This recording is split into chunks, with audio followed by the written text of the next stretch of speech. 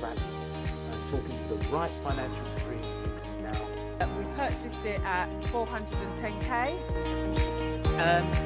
Its current value is 900, around 900k. We make sure we do not offer shoddy accommodation, because that's one of the greatest things that needs to be emphasised. If you're going to get into this game, do not do cheap and cheerful, poor quality. Let your standards reflect what you're offering and what you're about.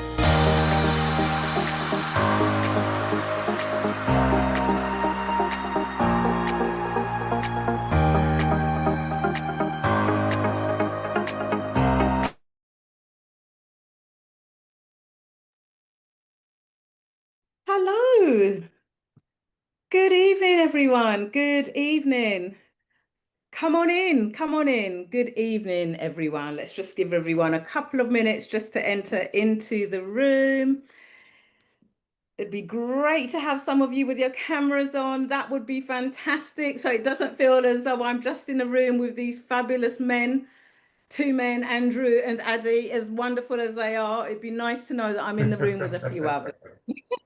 That's not what you said to me earlier today. It's about wonderful men. Andrew, you see how she's buttering us up now? Okay, we're used to your charm, Dee. We're used to your charm. Good evening, everybody. Hopefully, as people join, I'm catching you. So just good evening and thank you for joining us, those who are here with us now. And I'm sure if those come on, Dee will welcome you in. So yeah, welcome. Over to you, Dee. Brilliant, brilliant. Okay. Hi, everyone. So tonight's GP clinic is about, this general property clinic is about inheritance. Sometimes it's just a general Q&A. Sometimes we have a topic. Tonight we have a topic and we feel it's a very important topic. So for those of you that are joining us for the very first time, it's just to let you know how the evening runs, just a little bit of housekeeping. We are here for an hour. So we are finishing by 8 p.m. Andrew is our guest speaker for tonight. He is an IFA and a broker, and he will be talking about all things regarding inheritance. Okay, so he will be doing a presentation that will last for about 30 minutes, there or thereabouts. After that, we'll have about 15 to 20 minutes maximum of questions. These are pre-submitted questions, and some of you that are on here have already pre-submitted those questions. Andrew will be answering those as well. If for any reason we get through them really quickly and there's some more in the chat box, then we will answer those. But if not, then we, if time doesn't permit, then obviously we can't do that. But anyway, we will work our way through. All right, and then I will hand over to Addy, who will then close for the evening. Okay, so we're only here for an hour, no toilet breaks. Have your water with you. Can't afford to miss anything that Andrew is going to say. It's very important. All right. So on that note, I will hand over to Andrew Crook, a major part of our power team, financial power team. Thank you. What I'd like to say initially is we're going to run through a presentation, and I am really open to you firing questions during that presentation if you want as well, or if something comes up in your head and you think, I just want to understand how this works, I can happily answer it toward the end, or we can break off. It's, it's ultimately it's your night to discuss things as you see fit, really.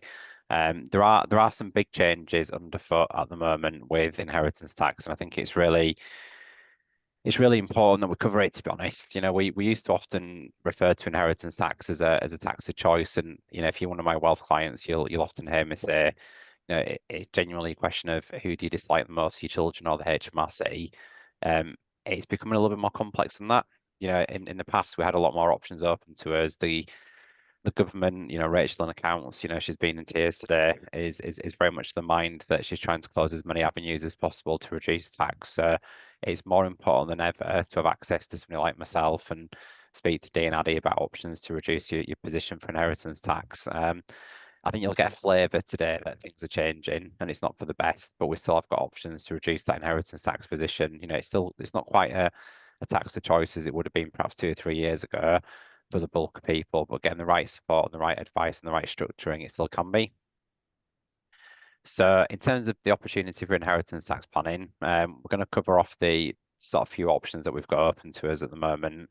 You know, that, and it's not a situation of doing all or nothing. We often combine approaches, so we'll look at using various different mechanisms and structures to eradicate tax based on risk and best suiting the client's circumstances. A lot of these sessions that I run, you know, it's not right for my clients, but it makes them think about the mum and dad, the grandparents, and think actually we could implement this for them. You know, it's never too old. I had a client in my office in York last week who's 93 years old. You know, he's married. His wife is 91. If we're successful in the planning that we're putting into place, they've only got to live 2 years. That will save the estate £280,000. So, you know, by doing a relatively straightforward piece of planning, we can save nearly 300 grand for the beneficiaries. So, you know, it's not. I appreciate some of the stuff we talk about is complex, and we're purposefully going to keep it quite high level today. But there are some really good opportunities to reduce inheritance tax. Oh, sorry, I'm not the best at technology. So if we move on to sort of the need for planning, you know, if we look at the inheritance tax receipts in 24, it was £3.5 billion. Now you're going to see, I think it's on one of these slides shortly. At the minute, you've broadly got 1 in 35, 1 in 37 estates are subject to inheritance tax, which doesn't sound a huge amount, and a lot of clients quite rightly think it doesn't impact me. Post 2027 in April, that figure is going to be 1 in 5. So if you think about 1 in 5 people are going to be subject to an inheritance tax position on the estate, we're not looking at ultra wealthy people. What we're looking at is people that perhaps own a few properties, have invested in buy-to-lets, and they've become accidental IHT payers. Really, it's not something they're necessarily aware of. You know, one of my clients has got a property in King's Cross. She works as a school cleaner. Her inheritance tax position is nearly £400,000. She'd have never thought in a million Sundays that, you know, that would have been her in that scenario. And I think this is the big thing I want to kind of hammer home tonight with you guys. It's not about, you know, the ultra wealthy people that have got this issue. We're the best one in the world, and most of my clients are ultra wealthy, and we have planning mechanisms in place, and they don't pay inheritance tax. So the people that will be paying this are the people that don't have access to financial planners, don't have access to private client solicitors. So in terms of advisors, it's an area that historically a lot of advisors have been quite reluctant to talk about. I think some of your names are recognised on the list, so you know me as a personality, as your advisor. I'm not afraid of the difficult conversations. You know, I talk about my 3Ds a lot in my practice. You know, death, divorce, and default. It's not a subject that I've ever found particularly awkward. You know, it's important that we do talk about it, and there are options to mitigate it. And one of the areas that I often bring up with clients, which I'm sure, you know, those of you that work with me are aware, you know, inheritance tax is a big E, but we need to make sure at the same time that we don't lose that to divorce. You know, let's suggest that Dee and Addy got married tomorrow as an example. The risk there is divorce, isn't it? You know, if Addy's got lots and lots of money and Dee divorces him after 10 years, she'll get half the estate or more. That is a big risk. It's not just about inheritance tax. It's about what we like to call bloodline planning. And what we mean by that is keeping the money in the bloodline. It's not just about passing that money down for inheritance tax purposes. It's retaining that wealth in the family and making sure it stays in the family. And that's probably the biggest objection I get from older clients, actually. So in terms of the kind of main options, you know, as you'd probably expect, we don't have that many options open to us. You know, if we're looking at the ways that we can reduce the estate, the one that I encourage clients to do in stage 1 of retirement is spend it. You know, one of my favorite bits of the job is doing cash flow modeling. You know, I often refer to it as a Monte Carlo. Andrew, can I just interrupt you a moment? I think your presentation is not coming up on the Oh, screen. is it not? Am I not sharing? I Let me was try wondering again. if you were going to pull it up any moment, and then I Oh, sorry. realised you're referring to it. I am indeed. I'm seeing it. I don't know if anyone else. I'm not seeing it. Is I it am in real seeing it now. I am seeing it now. Joys of technology. So the big thing for us is you know, in the first stage of retirement, and we talk about retirement very much in 3 phases. The first stage of retirement is you're retired, every day is a weekend, you're going out and enjoying your life. If you've got somebody that supports you in your life and wants to support you as a financial planner, the bit that we enjoy is spend it. You'll talk about things like buying cars, going on holidays, what you want to do with your life. That is a natural way to reduce your estate value. That's phase 1. What we tend to find is people hit phase 2 with the best will in the world, they don't want to travel anymore. They don't have the money, they don't have the health, you know, they start being in a situation where it's not as important to them. So we then need to start looking at what other options do we have open to us. You know, all too often I see clients who are far too old, really, and we're left with one option to do inheritance tax planning, which we'll come on to. An ideal client for me would be somebody in the 60s and 70s, because it gives us access to all of these options. As you age, those opportunities reduce significantly, and we get left with one mechanism to reduce the estate value, which is quite limited. Gifting is a biggie, and I think I did notice a question about gifting, so I shan't spoil the surprise, but gifting is quite an interesting one, and there's various different ways that we can actually accomplish that in terms of reducing the estate value, some of which people are not aware of. Trust is a bit of a hot subject at the moment. We currently have something called the trust review underway at the moment with Rachel and accounts. It's an interesting subject, and I'll cover that because I think again it's one of the questions that came up. The trusts are very beneficial. You know, going back to my 3Ds, the big benefit of trust planning is keeping the wealth in the family. You know, if you said, for example, let's say Dee wanted to leave the money to her son, she does that in life. Her son gets married, that money's gone in a divorce. So really, what's the benefit there? You know, the risk if Dee's got 2 children, balance of probability. I've just had lunch with a divorce lawyer. What an interesting life I have. You know, the situation there is actually 1 in 2 people get divorced. So it's one of the major areas where we see wealth loss in a sort of family situation. So, you know, gifting and trust planning is hugely important to us, but it does carry a lot of risks, and it's really important that you understand those risks and we can mitigate them. One of the conversations that I often have with my clients, which is a bit awkward, is about looking to do what we call a post-nuptial agreement. So effectively it's saying, look, actually happy to get your dad to give you 500 grand or £1 million, but we're only happy to do that on the premise that you sign a post-nup. So it's not like it is in Suits or Ally McBeal. It's not this kind of dramatic situation.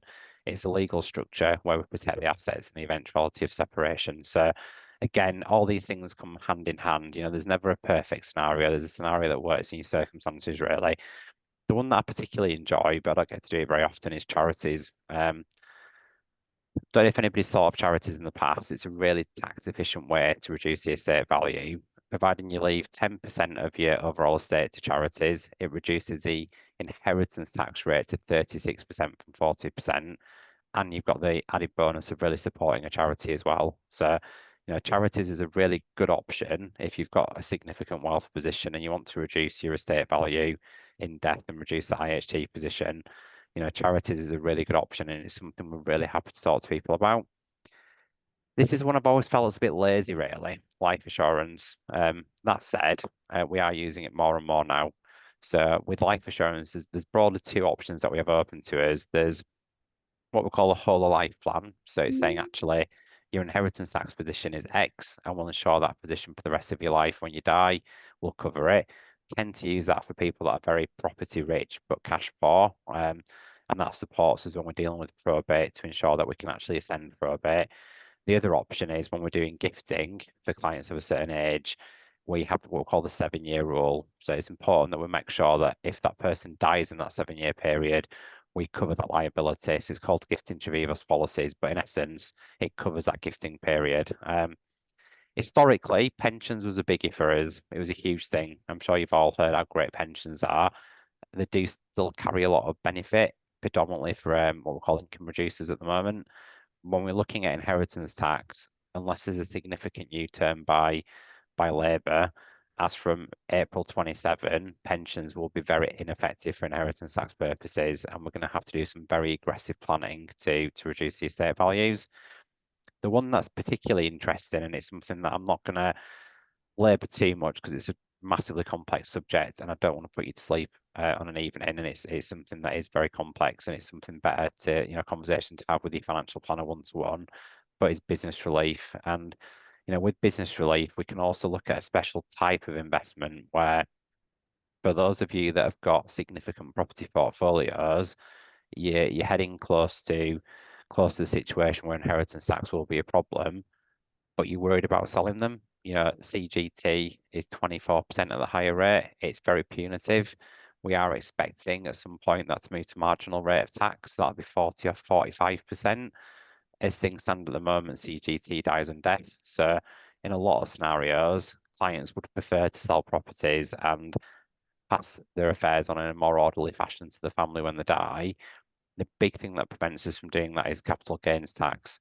I'm not going to go into too much detail because it's a really complex area, but we do have a special type of investment where we can defer the CGT and we can also reduce the income tax position by up to 50% as well. So if you said, for example, Ade has got quite a sizable property portfolio, let's suggest he hangs up his landlord hat tomorrow and he wants to sell it and he's got £1 million in cash from the sale. And there's a significant CGT position, we can invest that immediately into a special type of investment, defer that CGT position, and we can also reduce Addie's tax position by 50% on his income tax as well, up to the amount that is invested. So it's a really useful product. And as an added bonus, it sits outside of the estate for inheritance tax after 2 years. So it's a really useful product. Putting the risk warnings in there, it's a higher risk product and it's not suitable for everybody. So it's really important that you speak to your financial advisor to make sure it's suitable for your circumstances. But business relief is probably the hot potato at the moment in our sector. It's a thing that we can use for a lot of people's circumstances. Unfortunately, it's limited at £1 million a person. It's a nice problem to have, however, but it is limited at £1 million a person. So if we move on to some sort of scenarios. Andrew, can I just go back a moment on that? Oh, So yeah. from April 2027, Yeah. if I gift my pension to my children, whereas before it wouldn't have any tax liability that goes with it, you're now saying that that pension that I'm gifting my children will now have inheritance tax imposed on it. Correct, yeah. So it's going to be really punitive. You can still pass it to your husband or wife, and that's something we encourage you to do.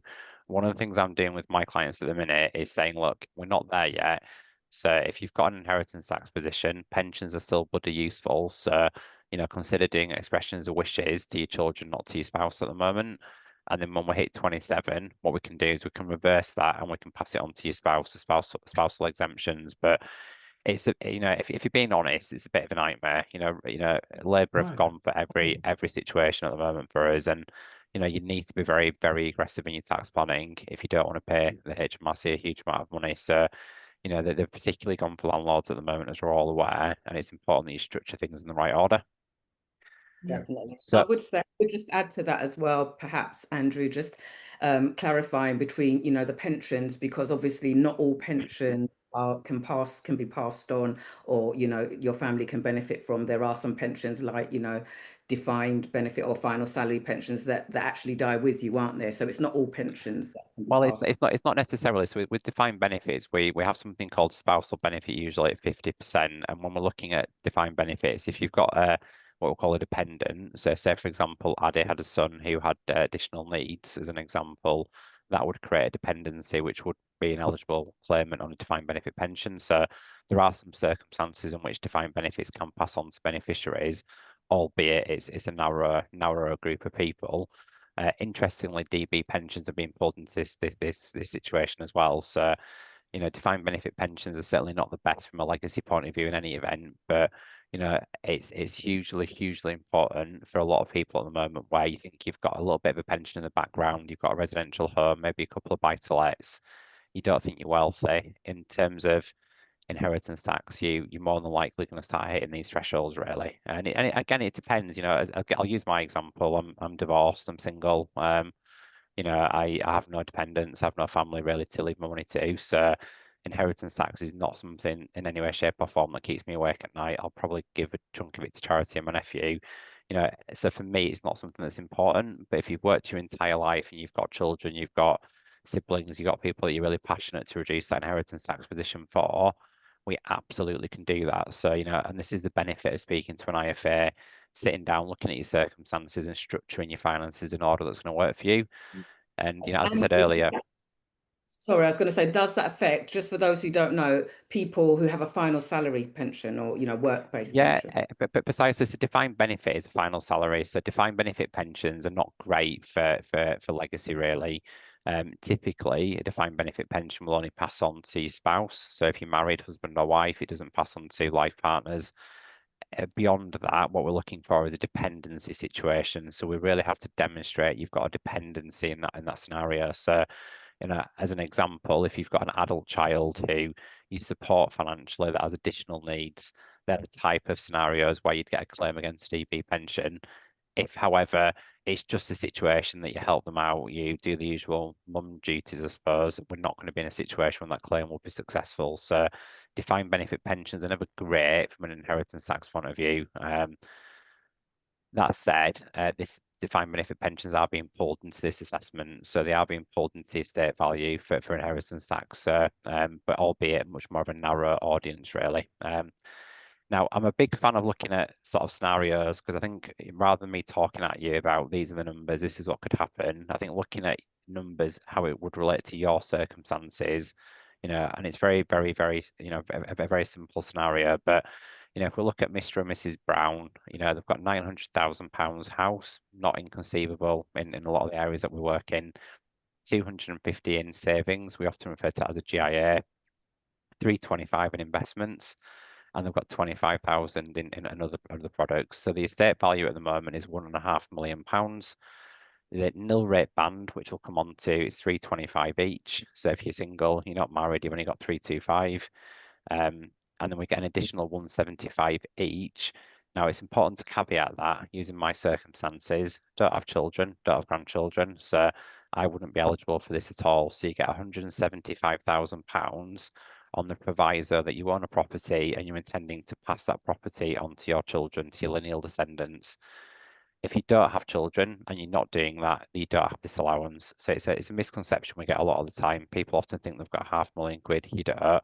Your starting point is your nil rate band at 325 each. This is something which is in addition to that, if you've got children or grandchildren and you're doing lineal descendancy. So in this scenario, they have got children, good news. So they've got the 650, they've got the 350. So the amount that's subject to inheritance tax is 500k at 40%, so it's 200k. Now, it's a very average estate, in particular, kind of London and the surrounding areas. It's not anything that's out of the ordinary. It's very easy for us to remove that inheritance tax position through various different structures, which we'll come on to. So what we can look at is something called business relief, which people never really heard of until Liz Truss had a little speech, and subsequently the sort of the chancellors that followed suit. But if we're looking at BR relief, the kind of easiest way to explain it is it was set up by the government many years ago with an aim to supporting family businesses. So let's say Dee's got a business and she wants to pass it on to her son. The idea is that she can do that so that business continues and it doesn't die when Dee dies. Her family don't have to sell that business. It's trying to support generational family businesses. That was the kind of idea behind it, really. In terms of how it's developed, there's broadly two types of BR reliefs that we can come on to. It came out in 1976. It's been around for a very, very long time, been through lots and lots of successive governments. It's never been looked at too closely from a negative point of view. Effectively, you can invest £1 million in this type of investment. It's deemed as what we'll class as a high risk investment, which I'll come on to why shortly, but you can put £1 million in each. So as an example, if you've got an estate value, D, for you, as an argument's sake, of £3 million, and you're married to Addy, if we were to invest £1 million in a BR investment each, you've removed your inheritance tax position completely, providing you leave money to your children. So you can have, as a married couple, £3 million between you before inheritance tax raises its head as an issue. Now, why that's particularly important, using that example, is when you've got more than £2 million as an estate value, for every £2 that you have above that value, you lose £1 of that 175 allowance. So effectively, it's a significant difference, really. It's not just the 40% that you're saving, but you're maintaining those valuable allowances as well. So the rules are pretty simple. It's very, very cut and dry. There's no negotiation. There's no kind of grey areas with this.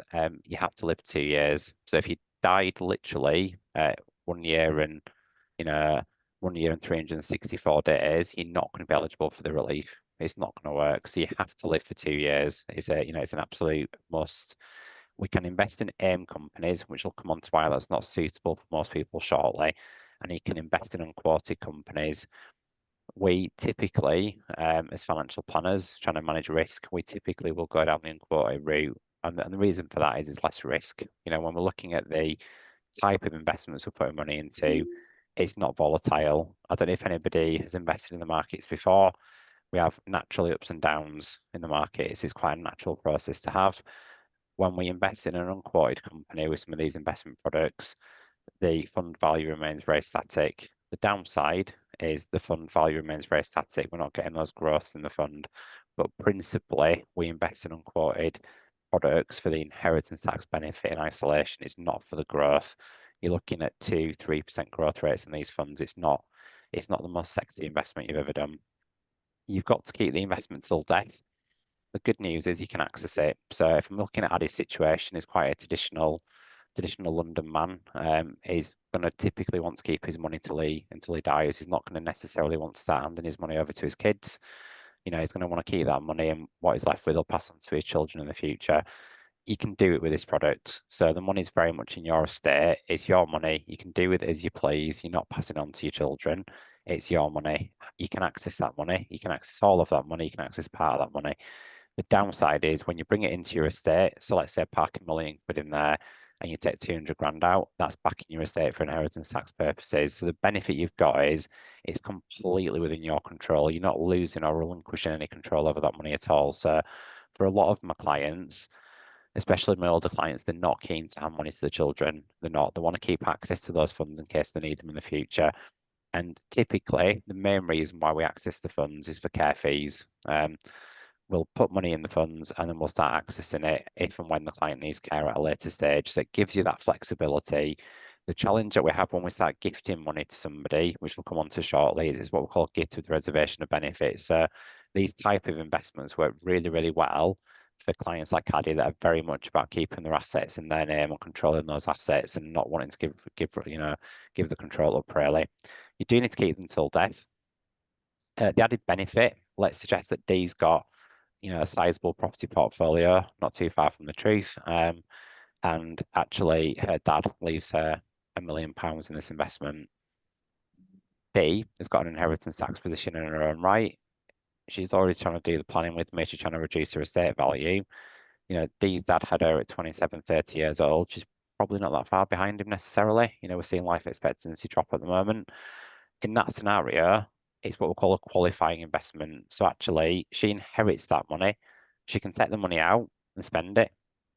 She can choose to leave the money in the investment and it doesn't form part of her estate for inheritance tax purposes immediately because it's qualifying. So it's a really useful planning tool if you've got clients who have significant wealth in their own right and they're going to inherit more money. It helps effectively mitigate the inheritance tax for the benefit of their children or the beneficiaries. The potential for investment growth, you're going to find it hard to get me to put you in an M share investment. I think it's hugely risky and the tax relief changing, so you don't have that much investment growth really in these type of funds. The benefit of doing it is looking at the inheritance tax relief. That's a principal objective with this really. It's a simple product. As I say, it's been around since the 70s. It's on the tax returns. I don't know if you've completed any sort of probate returns in the past, the IHT 400. It's something that's very above board. It's not a tax avoidance. It's nothing sketchy. It's nothing untoward. It's a very much a planning tool. The reason these products came out in the first place is clients, the governments wanted to incentivize people to invest in certain types of products. So they wanted people to invest in businesses and small businesses and startup companies. And it was the idea behind it principally was to sort of pass generational wealth on within companies. So it's something that's been supported by government after government after government. And I think it's very unlikely we'll see these reliefs change in the future, albeit the last words. Interestingly, the most of the clients that I see for this type of investment are power of attorneys. So don't know if anybody's got older parents, if they get to a certain age and they become more like children. I'm going through it myself with my own family at the moment. It's not the easiest people to deal with. When they lose capacity, you absolutely can step up and you can engage a financial planner and we can look to do this type of investment for you to reduce the estate value using the power of attorney. It's worth noting with the power of attorney, you can't do gifting. You can't spend that money. It's illegal to do so, and you'll be committing a criminal offence. However, you can invest that money because it remains in the estate, and the benefit of doing it the way we've described is inheritance tax relief. you know, it's what we often call a fast inheritance tax relief. It's, you know, 2 years instead of the usual 7. So if you've got parents, grandparents who are in their 80s and 90s, 7 years can often seem a long time before we get the inheritance tax relief. 2 years, for obvious reasons, is a lot better. Going to the point of Adi I mentioned earlier, for a lot of clients, they don't want to relinquish control over the money. It's quite a natural thing. They've built that money up. You know, I've got some clients at the moment, they've got just over £1 million in ISAs. They'll put the winter coats on. They sit there in the cold at winter. They don't put the heating on. They think they're poor. They think they've no money. They're far from it. But it's that culture. It's that kind of, they've gone through the war. They've been very tight with money. They don't really want to spend it. So for a lot of those clients, the idea of gifting that money to the children or the grandchildren is just not something they're interested in at all. It works really, really well for those of you that have got businesses. So we have a special concession. So let's say Adi sells his businesses tomorrow and it's a trading business. That business would have historically had BR relief. So the first £1 million in value would have had business relief. He's just sold down that business for £1 million. Yes, he's got entrepreneurial tax relief at 10%, which is fantastic for CGT. He's now got that pot of cash in his bank and he's thinking, what do I do with it? He's created an inheritance tax problem for himself. He can put that investment directly into a BR investment and the relief is immediate. He doesn't have to wait for 2 years because he's effectively replacing the investment that I had in his private business. So a lot of these transactions that we do is when people sell businesses, it's a really useful product for that scenario. We all know how great ISAs are from a taxation point of view. Absolutely terrible for inheritance tax. You know, it's an asset, it'll be taxed in the ordinary fashion. So clients that I mentioned earlier with just over £1 million in ISAs, it works really well for those type of clients. We can look to put things in trust, as we mentioned earlier. We can do a combination. So quite often we'll have £1 million parts in this type of investment. We'll do things like discretionary trust, which we'll come on to. We'll do bare trust. We'll do variations. We'll do special types of investments that sit within the trust. I'm not going to bore you with the sort of minutiae detail, but we have got a lot of planning opportunities. It's not an all or nothing scenario. The biggie for us, in my practice in particular, most of my clients have quite sizable portfolios with us, is pensions. You know, historically, pensions were seen very much as a safe haven. As Adi's mentioned earlier, post 27, absolutely not the case. So we're going to need to look at how do we address that situation? How do we try to make those proceeds of the pension effective, you know, for tax mitigation?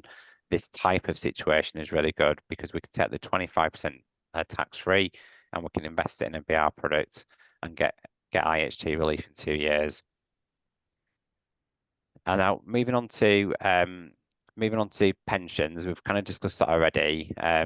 In terms of agricultural and BR relief, you've probably seen Jeremy Clarkson kicking off in his little tractor, you know, and buying farms for inheritance tax. It's historically been a very, very, very good avenue to reduce inheritance tax as agricultural relief. Agricultural and business relief have been combined together, capped at £1 million. So if any of you own farms or have got agricultural land, it's hugely important that you sit down with somebody in my role or a chartered tax advisor to make sure that actually you're not going to pay inheritance tax, because in reality you are. You know, a lot of clients who own farms have 10, 15, 20 million pound asset values, but when you look at the skirt, they're lucky to earn 100 grand. You know, it doesn't make a lot of profit for them. So the challenge that we have in these scenarios is how do we pass that wealth on to the next generation and make the farm sustainable? How's that farm going to be sustainable in the next generation? If your children and your grandchildren are forced to sell the majority of the farm to pay inheritance tax, it ain't going to be sustainable in the longer term. So, you know, it's a huge area for us at the moment. I mentioned earlier, not a big fan of AIM. From a risk point of view, you're looking at investing in small cap companies. The liquidity is quite attractive, but it is very volatile. Not so keen in terms of the risk associated to it. An added issue for us from April 26 in sort of less than a year's time, you're only going to get 50% inheritance tax relief rather than 100. So effectively that tax rate will drop to 20% rather than the 40%. So it's becoming less and less attractive. So a lot of clients that have invested, if you have invested in these type of investments previously, you know, we would typically be looking to move away from those investments subject to the advice and moving you into effectively an unlisted investment, which effectively would attract that 100% relief. So looking at late payment interest increasing to Bank of England, you know, the big issue is if you don't pay the tax bill in time, you start incurring charges, as you're probably aware. The inheritance tax position is due 6 months after death. Hopefully nobody's had to deal with this as of yet in terms of probate. It's not a nice process at all to deal with. I would always encourage you, it's the last thing in your mind when you lose your parents or your grandparents or somebody that's close to you, but sit down with a financial planner, sit down with your private client solicitor and take their advice and start the process as soon as you can. You know, quite often we end up in a situation where we have issues in probate and we can end up in a situation where lenders start to repossess properties. It's all too common. One of Deanne's clients actually was referred to me last year and it was a bloody nightmare to say the least. You know, the portfolio has been repossessed and it was an absolute nightmare. In that type of scenario, that's because we didn't act quickly enough at the start. It's a really emotional time, but you have to put your kind of emotions to one side and think, actually, you don't want to lose these properties. It's important that you get the advice at an early stage. So what's not changed in BR relief? It's a fast inheritance tax solution, so we can do it in 2 years. That's your big A. That's your big USP, really. Access is a massive thing. Looking at ADDI, you know, access to those monies is hugely important for a lot of clients. It's simple to understand. It's a simple investment account. You put the money in 2 years' time, it's not part of your estate for inheritance tax. I always say potential for growth because there is, albeit the potential for growth isn't great really. I think I've lost where I am on this one now. So it's, you know, it's a useful product. I think the biggest thing I would say, putting my kind of financial planner hat on, is massively important that you look at speaking to a financial planner, because you know what's right for ADDI isn't right for D. What's right for D isn't right for me. It's very individual to your circumstances. It's very individual to your risk appetite.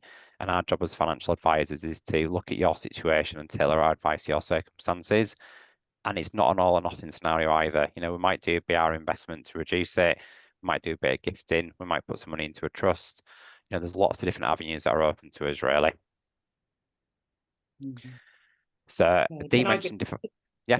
Sorry, just checking in with everyone. I know it's actually a really intricate subject, you know, for everyone who's on here. So I know it's sometimes it can be a little bit hard to stay on track with everything that's being said. So please don't feel if you are feeling lost in the process or whatever, you know, you can always revisit this with us at a later date and come and speak to us. Don't feel overwhelmed by what's, you know, what you're hearing at the moment, and just kind of, you know, yeah, we're here to speak to you afterwards should need be. That's all I'm saying. Just And I'm happy. I'm happy as well, Dee. If people want to put the cameras on and have a conversation, I'm always happy to talk to people about their individual circumstances and, you know, talk things through. I think there's nothing better than looking at individuals' circumstances and how things might work. I think that often works really well.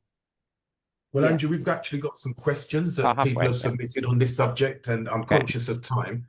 So, I mean, I don't know. We've given you the questions. We've got them here. So I don't know at what point we would move to those questions, because then that's like engagement. I think some people find they don't want to come online and ask them, so they No, look, I'm more than, I think, you know, ultimately it's, as I've said already, it's very individualistic to your circumstances. I could run through these examples, but I think actually if you read the questions out, I think that'd work really well, because it'll give some. Did you want to run through an example and bring yours to a natural end, and then we can kind of do the question? Of course. I mean, we can run through various different scenarios. I mean, if we use Carol's situation, she's 86 years old. Best will in the world, you know, will she make it the gifting period? Probably not, on balance of probability.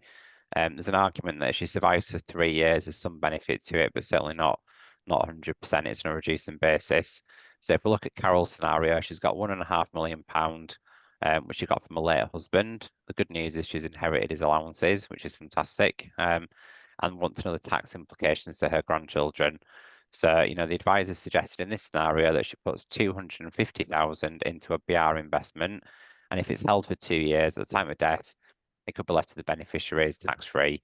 So in this scenario, we'd be able to remove Carol's IHT position effectively, very effectively, reduce the inheritance tax position. And what we're trying to illustrate is it doesn't have to be, you know, a situation where we're looking at numbers like £1 million or 500,000. What we're looking at is a scenario where if you do nothing, you're going to pay a substantial amount of inheritance tax on your estate. That's just the situation we're going to be in. if we do something, we can look to reduce that. And it's not a situation that we have to suddenly say, you're going to go without, you're going to have to start struggling. We can actually look to tailor it to the individual circumstances and reduce the estate value, whilst at the same time making sure that you can manage your lifestyle. One of the things I always do with my clients is look at their income and expenditure. We look at making sure that any planning we do is secondary to you. So my priority ultimately is you as a client and making sure that you've got the best life that you can live. You drive the car that you want to drive, you've got the lifestyle you want, your holiday where you want, you get that camper van, you really genuinely enjoy your life. That's my overriding objective.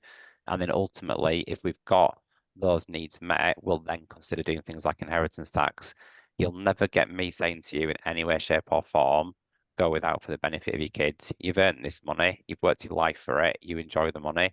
What's left over, we'll structure it in an orderly fashion to reduce inheritance tax, but ultimately you're the priority as a client, not the inheritance tax. But when we're looking at estate values, it's a relatively easy thing for us to reduce the inheritance tax position and still give you the liquidity as well. So if we look at the original share portfolio for Carol, she had £250,000 at the moment in her share portfolio. And again, I'm conscious this might be a bit too techy, so I'm happy to sort of bypass it if you want me to do that.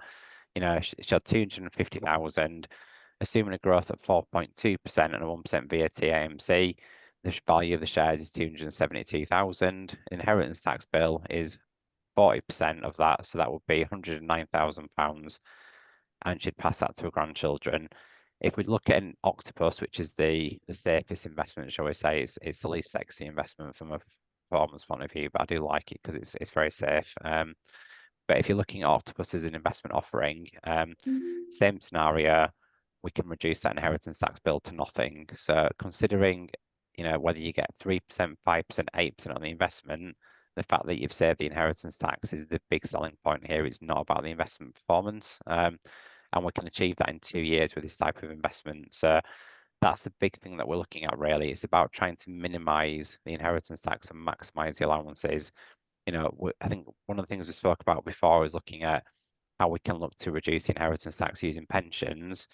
As I said earlier, it's a big area for us. The closer we get to 2027, this is a conversation that your financial planners will be having with you, and will be very likely putting you into drawdown to reduce the estate value. Pensions will no longer be a safe haven unless something drastic happens. So, if you've got reasonable pension pots and you're thinking to yourself, I'm going to keep them, that's fantastic. But you do need to sit down with somebody by 27 to look at the consequences of keeping those pensions.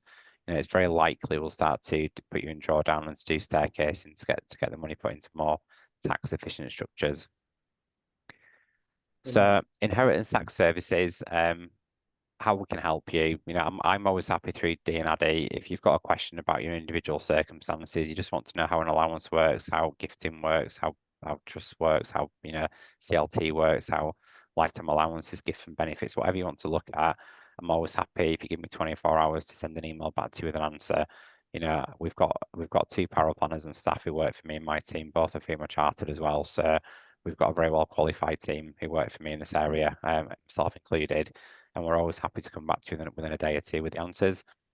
The investment risk with these type of investments, with BR in particular, just because we've got to cover it off, it is an investment, the capital's at risk. As I mentioned a couple of times, the reason I personally tend to gravitate towards Octopus is, whilst the performance is very, very poor at 2 and 3%, it's a very, very safe investment in comparison to others.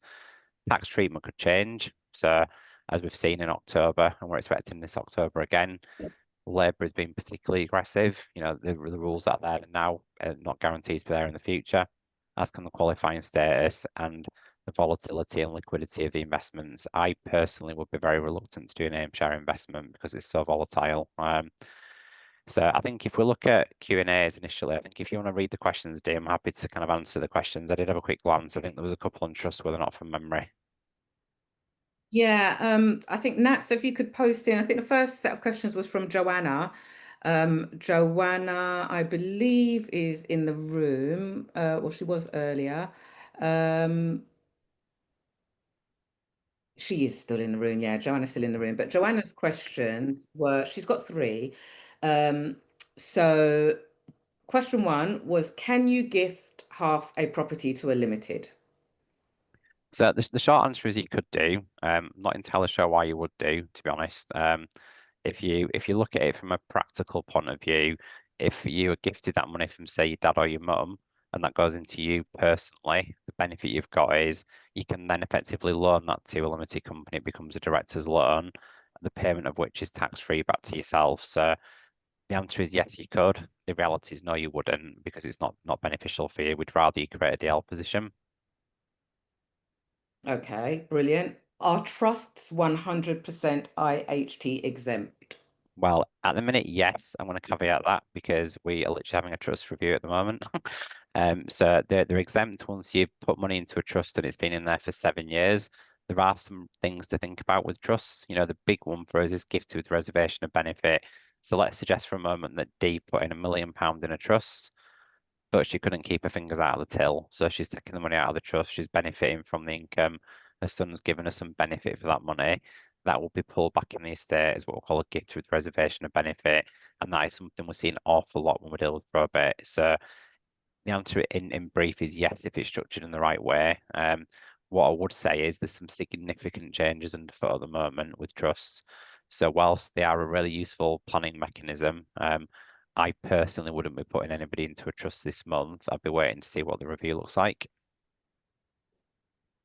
Okay, thank you for that. And last one from Joanna, is the 7-year IHT rule being extended?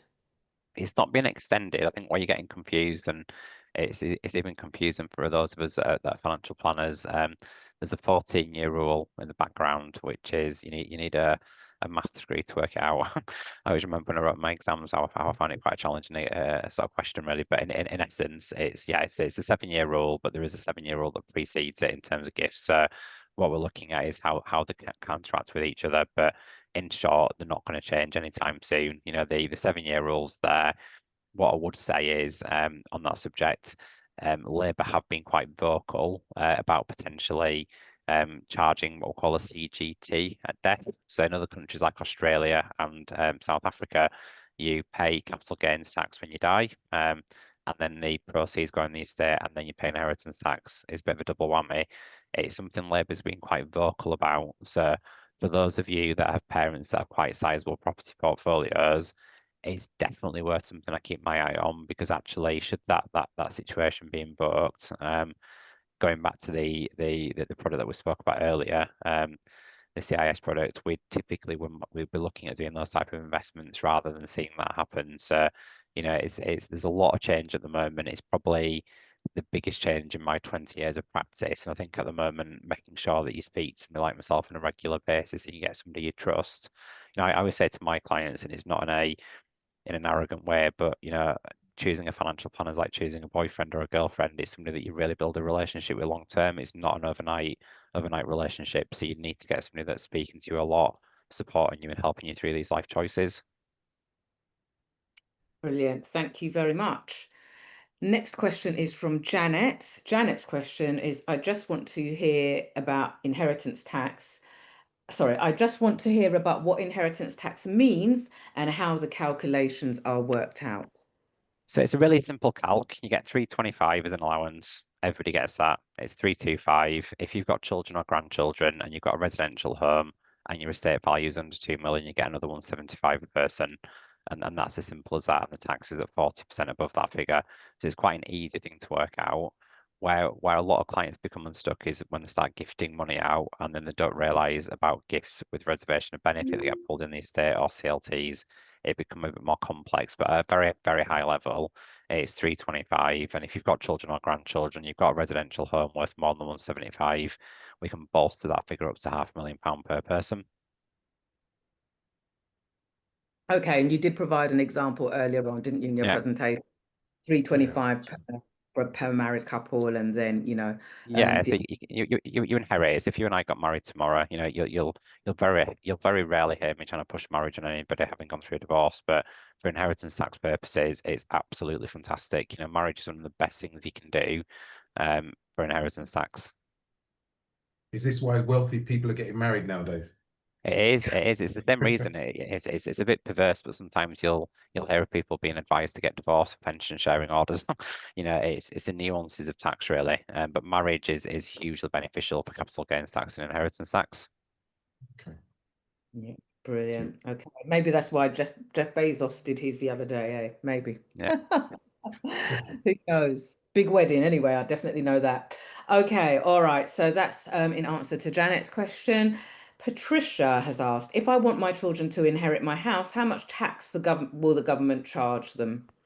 It depends on the estate value. So going back to the point I made earlier, if you're not married, but you're leaving your house to your children, and your house is worth more than 175, you've broadly got 500k. Anything in excess of that for your total estate value would be at 40%. Just be careful, Patricia, about trying to hand the house onto the children in your lifetime, because actually it can work in the opposite direction. Often I see people say, look, I've given my kids the house, but I live there. You've just lost that 175k allowance that you had, and it's pulled back in the estate because you're still living in the property. So it's like gift with reservation of benefits. So actually what you've inadvertently done is you've increased your inheritance tax position. So always happy to have a chat with you, Patricia, if you want to go through your individual circumstances, but just don't be jumping into giving the kids the house or signing it over to them. Right. Okay, I think we might be able to squeeze in the last one. It's 9:51. If we can answer this one pretty quickly. It's two questions from Janet. Now, and I think people will be interested in this. This is why I'm asking this one. It's can I gift sums of money to my grandchildren out of the inheritance from the sale of my deceased parents' house? And what is the maximum financial gift that can be given overall / annually? Part one, grandchildren and the inheritance from the sale of our deceased parents' house. So some good news on that one. We can do something called the deed of variation. So if the grandparents have died in the last 2 years, you want to speak to a private client solicitor or a financial planner as quickly as you possibly can. We can do something called a deed of variation. And effectively, the easiest way to explain it is we're rewriting the will. So we can effectively give your grandchildren any amount of the inheritance at all. And it's completely out of your estate for inheritance tax purposes. It's effectively changing the beneficiaries. So if the death has occurred in the last 2 years, that's your golden planning opportunity. Beyond that, you can give them any money you want, but it pulls into that 7-year rule effectively. We do have an option to do something called small gift allowances up to £3,000 per year. We can give them happily do that. It's not an issue at all. And we can also look to do gifts from ordinary income. So if you've got a high income personal disposable income, we can do gifts from income, which I often encourage clients to do. But the opportunity here is potentially if that person's died in the last 2 years, I will be sitting down with you and urgently trying to do a sort of deed of variation. And the maximum financial gift that can be given overall? Unlimited is the answer. So unlimited. The deed of variation is your golden one there, though, Patricia. You want to be looking at speaking to somebody, because if the death has occurred in 2 years, you want to make sure you do it. We can't go beyond 2 years because we'll lose that planning opportunity. Brilliant. Thank you. That wraps up our questions. Okay. Thank you, Andrew. Addy, is there anything that you want to say, or Andrew, is there anything that you want to add before we wrap up, really? Yeah, Addy, I'm actually going to hand over to you, and then you can decide with Andrew if there's anything else that needs to be said on that front.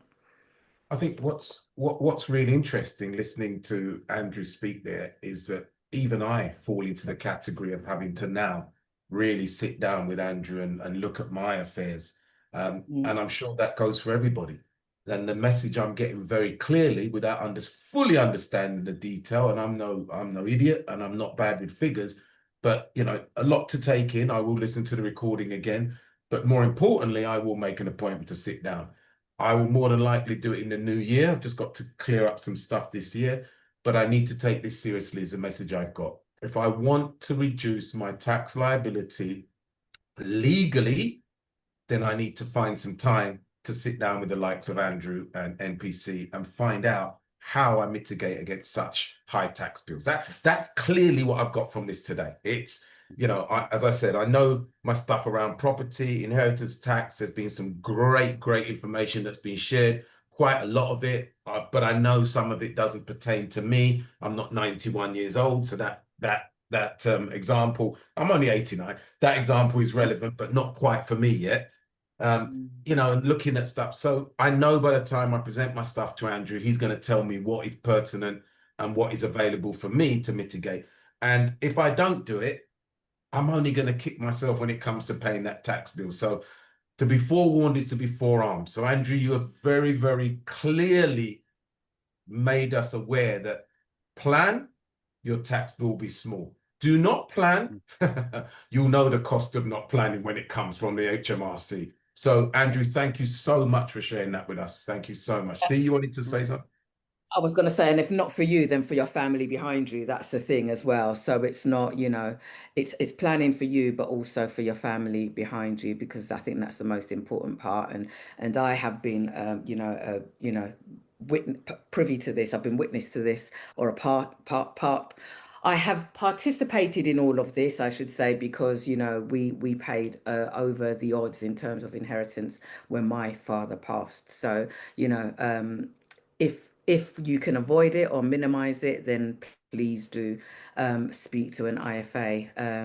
Andrew is here, and he will be happy to help you. Can you backdate on gifting to offspring, Andrew? You can't backdate. How many years? Yeah, How many years? so the gift is the date. The gift is the date that you give it. So if you give the gift today, the clock starts at 7 years. It's as simple as that, really. So there's not any option to gift backdating it. One of the things people often forget about when it's not the sort of highest planning opportunity, but if you've got, you know, use a client who's 90 odd the other day, he's got over 100k in a DB pension. You know, looking to set up a regular gift to his children from his pension of £2.5 a month is absolutely pertinent to do that, because it's making sure that any planning we do won't be unwound by him living another 2, 3, 4, 5 years potentially. So looking at doing gifts from income is completely unlimited. You know, one of the things I do a lot with my clients is school fee planning. So, you know, actually, and I've got to caveat this because there's lots of private schools gone under recently, but if the school's financially sound and you think it's a good institution, there's nothing stopping Addy paying for his grandchildren's education. That's completely and utterly reasonable to do that, gift from income. And we could do it where we paid 5 years up front if we wanted to do. And if Addy dropped dead in 2 years' time, a year's time, it doesn't really matter. You know, it's looking at maximizing every planning opportunity. And I think what you've got to take away from this is, it's not just about you. It's about your parents. You know, a big thing for me is I speak to children in the 40s and 50s. They're embarrassed to bring it up. I speak to the parents. They're embarrassed to bring it up. You know, I often call it a family conference, but sitting down with your parents and having an open conversation about the finances, it'd be a weight off their mind. You know, and it's not a situation that they've got to give you that money. Looking at the type of investments we spoke about, they can keep that in their estate, they can control that as if it's an ISA account in essence, but actually legally it's out of the estate after 2 years. So there are some planning opportunities where your parents and your grandparents don't have to lose that money out of their estate. Well, Andrew, thank you so much for coming on tonight and working with us as one of our members of our group, so to speak, our what do we call it, the power team, as we call it. It's been really interesting, and I would sincerely encourage everybody who's been on tonight, and even if you haven't, when you get the recording, share with family members, and come and see us at NPC. We will sit down. We'll make a time where we can sit down with you and Andrew, make the introduction, share our own knowledge with you. But, you know, if it's complex, we're definitely going to sit down with Andrew. We're not going to tell you what we don't know. We know our lane and we're happy to stay in it. We're good at what we do, and that's ultimately what we try and make sure we actually perform in.